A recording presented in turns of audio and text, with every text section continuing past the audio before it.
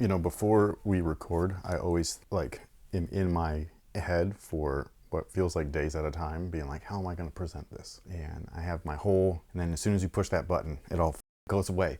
Like, it's like nothing that comes out of my mouth is exactly what I, like, none of it. So like, I don't know how to, I'm just like, I'm still kind of in shock. Like, I got these, they're my shoes. It feels weird to say that, man. Like, this is a crazy one.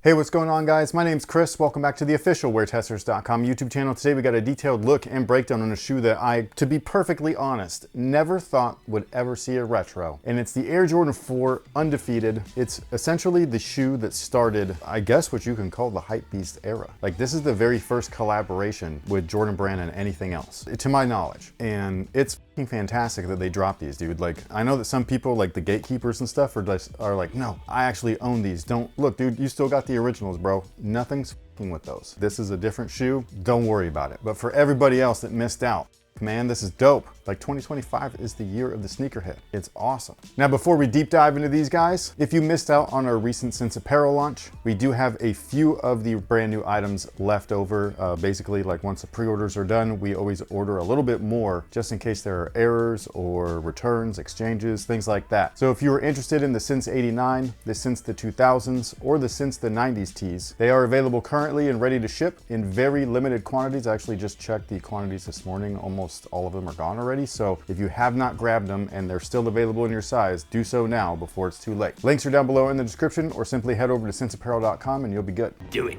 Now, with that being said, this box is awesome. First off, this is the silver box era, but it's also a play on the anniversary era that was of the retro variety and stuff like that, which is when the shoe originally released in that 05 time frame. It's been 20 years. We got 2025 on the bottom, the Undefeated logo. This is cool as shit, dude. Like, if we're talking about just packaging alone, the package sold me. Not that the shoes wouldn't have, but the package already was like, yeah, that's dope, man. It's super cool. Then you open it up and you got this like digital Undefeated Jordan Brand paper and everything. That's cool. They came with a postcard with Undefeated, like their brick and mortar, like right there on the postcard and stuff. This is hella cool.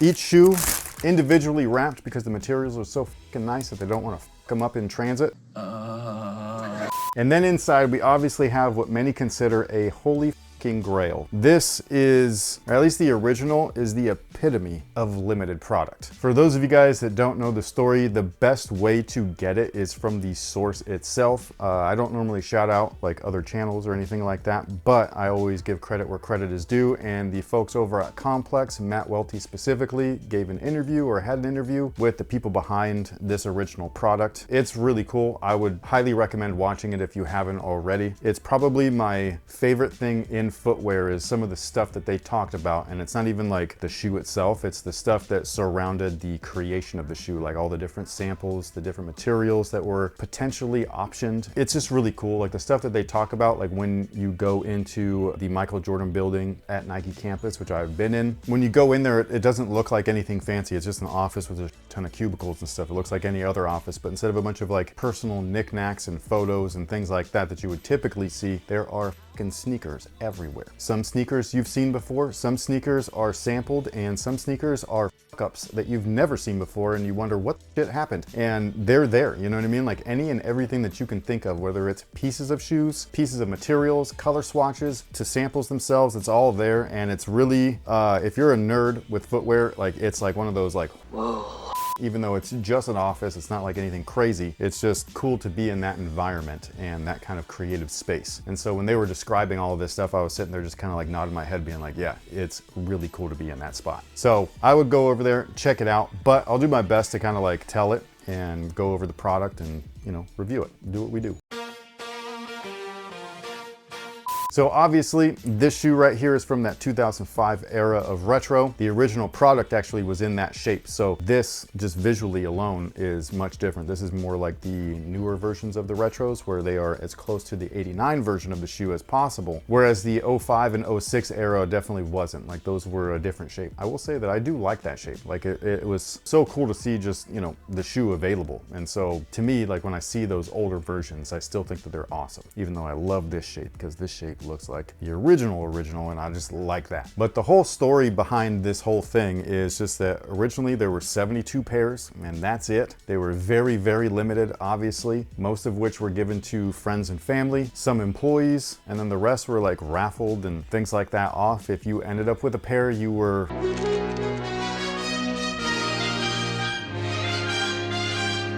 you had one of those types of shoes. Like it was so rare that that's why I'm still kind of like, what the f? Like I have a pair of these, even though I know it's not that version, but it is. Now, on top of being only limited to 72 pairs, the resale market really wasn't a thing back then. Like you did have resellers, but it was more like friends. It's like circles. And there was Craigslist and stuff like that. So you would like meet up from Craigslist and basically be like, hey, like what you got, you would trade or you would buy and sell, but not for exuberant amounts of money. It was just like normal prices at that time. You know what I mean? Like 90 bucks. You're trying to get a deal because you were buying used shit. Unless it was these. These were stupid expensive. I think a pair just like sold for a ton of money. Would that be more or less than a ton of money? A ton is way more than a ton. Yes. If we're going by scale. Like yeah. A ton is just so much more than a ton. One of the most interesting stories that came out of this whole rollout, though, I think is what the original version of this shoe would have or could have been, and it kind of got hijacked. It reminds me of the whole Foamposite thing, where the Foamposite was originally made for one Scottie Pippen, but Penny Hardaway saw the shoe first and said, yoink. And that's kind of what happened here. Was the original concept was to be based off of a BlackBerry because everybody had one. I even had one. And supposedly that original sample of the BlackBerry Jordan 4 that was originally supposed to be the Undefeated 4 is what we now know as the Eminem 4, because Eminem went through that Michael Jordan building, saw the blue sample and said, mine. And Jordan Brand, being Jordan Brand, was just like, okay. We could have had those as these, but instead we have these as these, so this is cool. Now, after Eminem claimed the BlackBerry or whatever, they decided to go into a different direction, obviously. There was a bomber jacket dubbed the MA1, and it had this kind of color scheme. It fit the ethos of what Undefeated was doing at the time with its streetwear stuff, including the color palette and things like that with the kind of like army green and the orange accents and things like that. So that's the direction that they decided to go in, and obviously it's been an iconic one ever since. And so I just think that this is like a really cool thing that we see something so significant in sneaker culture or sneaker history come back in a way that it feels like it's for everybody. I hit these on a raffle, like for retail on Undefeated. So first off, like big shouts to them. I don't know anybody over there. I'm just saying that if I got a pair, then that feels crazy. I feel like everybody I knew on social got a pair, you know what I mean? And that's really rare. Yeah, and I just feel like fortunate to have a pair, which sounds stupid because it's just a product and I get that. But if you know the product itself, you just kind of know. Like I thought that I had no chance at these. I didn't even have these on my like to get list. So yeah, a cool thing, I think. Now, as for the shoe itself, they are obviously different than the original. The shape, one of the things that I noted. The materials, they look a little bit different, and so does the color, but according to like the original people that worked on the shoe, this is supposed to be what the original color looked like. It's just that color migration ends up happening on these like raw materials and stuff. So like dyes, even though they're in the material now, they like kind of like fade away in time, which is something that the brand has been pretty like stern about, like warning a customer about. Like it'll even come with a little thing saying like color migration may happen and things like that. So these supposedly look like what the originals did look like when they were fresh and new and stuff like that. The outsoles look fantastic though. Kind of honestly looks like a work boot. Like it's just all black. You got bright highlighter orange accents and stuff. It's really cool. When you move that up to the upper, or at least the midsole is a standard Air Jordan 4 midsole. So you still have that polyurethane midsole there. There's a 4-foot encapsulated airsole unit with the visible one in the heel. Obviously the visible one is like done up in bright orange too, and that's a really cool look. It's kind of got a two-tone paint look. So the 4-foot is colored up in paint. The back is just that like off-white, or what we now know as sail. And that was an original thing back then. That was what we're all like sick of today, was like cutting edge at that point. One of the samples that they showed in that complex video was one that had the black top line all the way through. So I do think that this is a better look, and it's just interesting to see that, you know, having color on there was an option at one point. The materials are stupid nice. We got genuine nubuck along the upper. If you have the Rare Air Force, it's very similar material. If you don't have the Rare Air Force, but you ended up with these, you should really like this. I think that anybody that doesn't like the genuine materials that they've been using lately, I just think that you're crazy. You know what I mean? Like, to say that this is bad quality is just asinine, because it's not. They do come equipped with the black laces. However, much like the originals, they do come with an extra set, which are these bright orange ones. So yeah, I think that that's really cool. cool. If you were interested in what the insoles are, we got some real polyurethane ones, man. That's fucking awesome. I love this. And then each insole is different. The right shoe features the Undefeated logo, whereas the left shoe features the Nike Air logo. This is actually the first shoe to feature the Rare Air patch right here that we saw on the Rare Air Jordan 4s. Previously, we saw them on the Tour Yellow 4s that was a 2006 release. And even though I wasn't like inaccurate with that video, the Rare Air 4, I had said that the Tour Yellow was the first one and the only one to come out with this patch back then, because technically I don't even consider this like a release. 72 pairs total, like that's not a real drop, you know what I mean? Like, it's just not. But technically, this was the first shoe to do it. So there you go. And I did make a note of that with a pinned comment saying like, technically this was the first one, but you know, this shoe is more of a relic than a release. Now the tongue is a different material than the rest of the upper, so it's got this like kind of satin finish on the top. It's a little stiff. I don't love it, but it's similar to the original. I believe it's a callback to that jacket, so I do think that it's really cool. Instead of coming with a Nike Air tag, they come with the Undefeated and Jumpman logo on the tag. That is cool. I know that a lot of people don't care about that kind of stuff, but I think this is sick. Like if you're a company or a brand, small business, whatever, and you cook with Jordan Brand, like this is the thing. Behind the tongue, typically it has an Air Jordan patch, but this one has Undefeated on it. And then probably the biggest change besides the overall shape is in the form of the heel tab. The original featured the Jumpman logo, and I love that in that Complex interview, they straight up said at that time you were not allowed to use Nike Air on the back of these shoes, which is something that we just talked about. I can't even remember what video it was.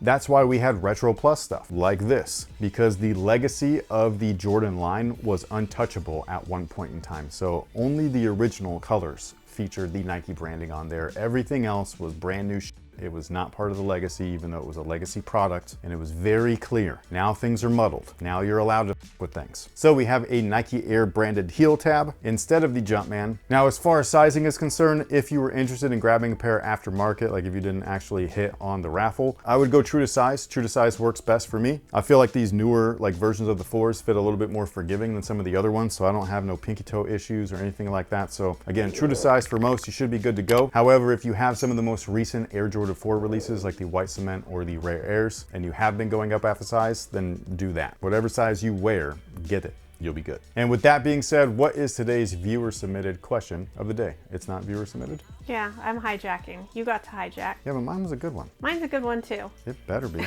So it may not be technically the end of summer. That happens in September. But I want to hear yours and everybody else's highlight of their summer of 2025.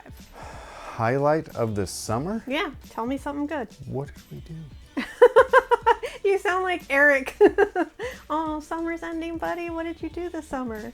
Nothing. I played a lot of basketball. Maybe that's your highlight. I play basketball almost every day, and nothing's broken yet, so fingers crossed, knock on wood. But so I suppose that would be a highlight. A lot of our viewers recognize me and say stuff, you know what I mean? They come up to me and they say hi, or we hoop together or whatever, or we chop it up, even outside of sneakers. That's always cool. And there's got to be something. Oh, recently, this just happened the other day. I don't have them, they're upstairs. I wish that they were in here, but two of my favorite G.I. Joe figures, like from the original Snake Eyes, V3 or V4, I can't remember which one it is, but the neon one with the goggles and and then the Cobra Commander in the all like metal suit and like they just released as G.I. Joe classified figures, and oh my god, they're amazing. Oh, I will say too that I got a grail of, so like this is a grail when we're talking about sneakers, but when we're talking about Ninja Turtle products, okay, they came out with a 1-for-1 recreation retro of the Mutant module, and I have wanted this fucking thing since I was a little kid, and I got 2 of them.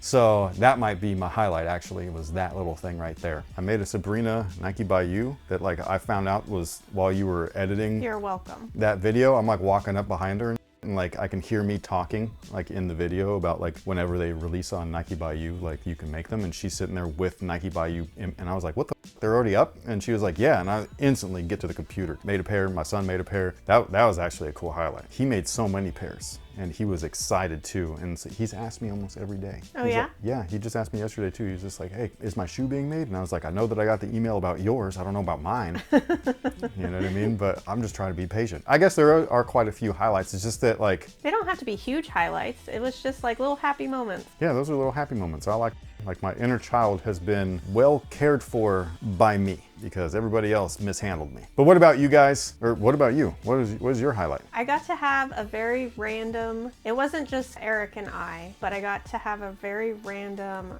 mom and son day where we went to Six Flags. Yes. And it's just peppered with so many memories in that That day 12 alone. hours of us being there. I thought I was going to die at one point. I don't think I will ever get back on Boomerang, but getting to see him because he was so scared to go, and then he was so fearless, and this kid got on Batman. Like, I was just like, I can't do this anymore. But so many memories that we probably wouldn't have had, but it was just this random day where the two of us went out, and so that would be my highlight for the summer. Yeah. Another one is like our daughter graduating. Yes. Her cosmetology thing.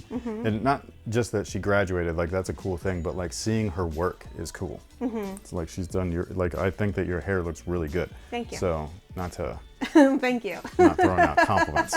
You know what I mean? You could say it. She cut it and She styled it, she dyed it and colored it and all kinds of shit. And I was like, dang, you did that? You know what I mean? Like, so she's like really good at it. Yeah, I won't let her touch my hair. So I still cut my own shit. But like seeing her do that to like other people's hair though is like super impressive. So yeah, I think that that's a really cool thing too. But what about you guys? What has been your summer 2025 highlight? Maybe it's these. This is kind of a good way to cap it off. I still can't believe that these are in my hand and that they're mine. Like I'm not bringing them back somewhere. You know what I mean? So this is fucking cool. Sound off below. Let us know. On top of all of that, are you what feels like one of the many that actually hit on these things? If you are, did you get your pair in yet? So I know they're still shipping. Be patient. They'll get there. But if you've gotten your pair in, what do you think about them? Sound off below. Let us know. Thank you so much for being here. Thank you so much for watching. We will catch you all in the next one. So until then, you guys have a good one.